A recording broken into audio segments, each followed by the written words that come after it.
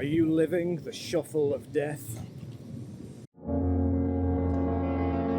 What better thing to be doing when talking about the shuffle of death than having a little walk, walking along Kite Beach, one of the nicest kind of stretches to walk in Dubai. Now this bit might be a bit controversial because some of you, my dear viewers, may be unwittingly being forced into the shuffle of death and finding it hard to get out. But let me explain what the shuffle of death is, and then maybe some of the things you can do if you recognize yourself as a person who's living the shuffle of death. The shuffle of death is, you start off in bed, you get up.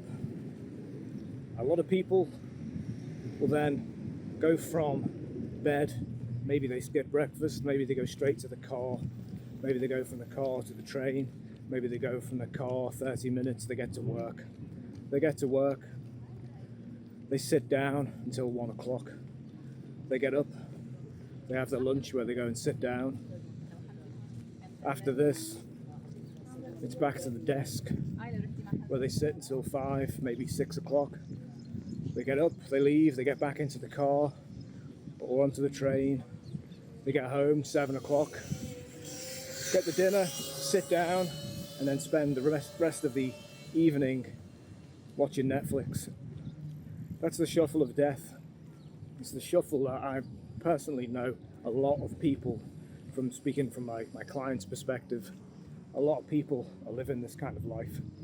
So many people, when I've asked them to track their steps, literally, when I give them their target, are horrified by how much work it actually is to be active.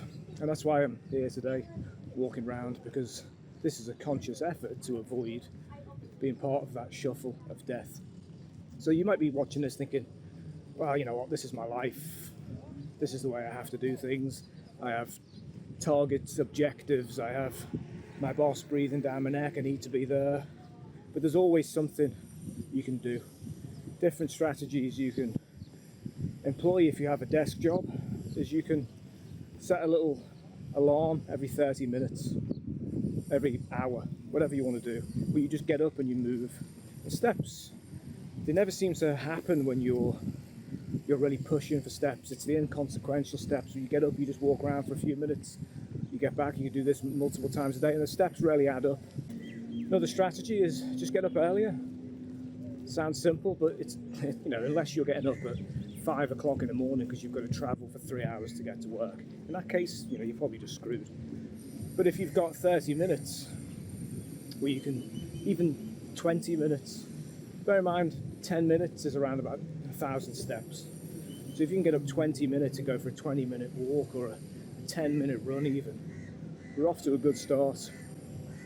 Now the other side of this is obviously, from a fitness perspective, you have to be taking care of yourself physically. You have to be committed to exercise. This is shit now. So you have three kind of key windows. If you have a 9 to 5 job, you have the morning, you have the afternoon, and you have after work.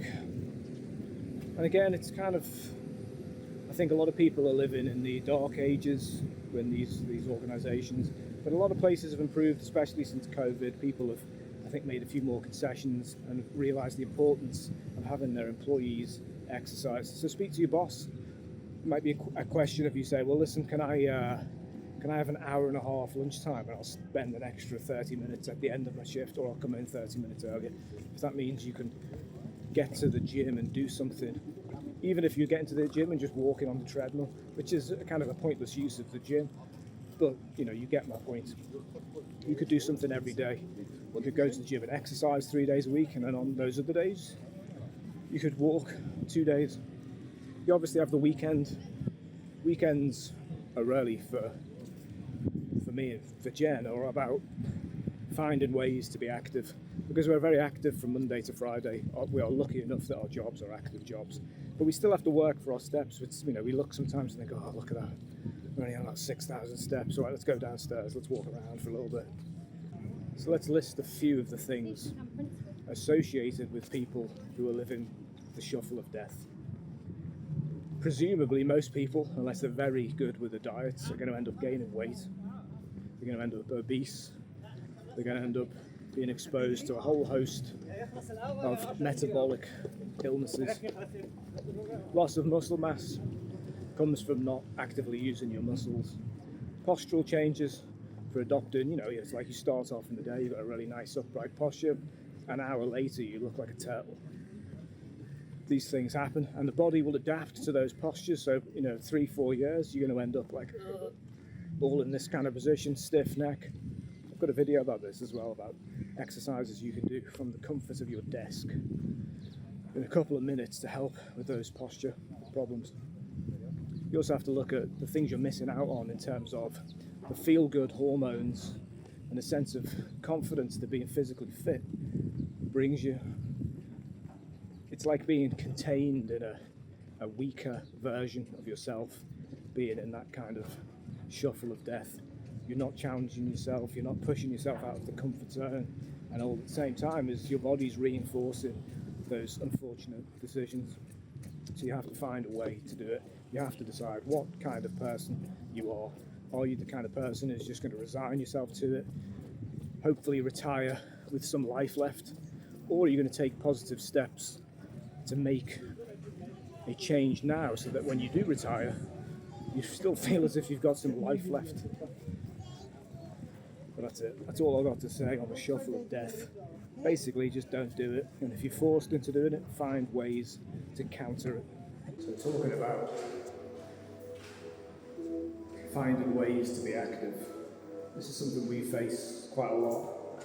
Is the lifts in this building are an absolute joke. One of them's out of order.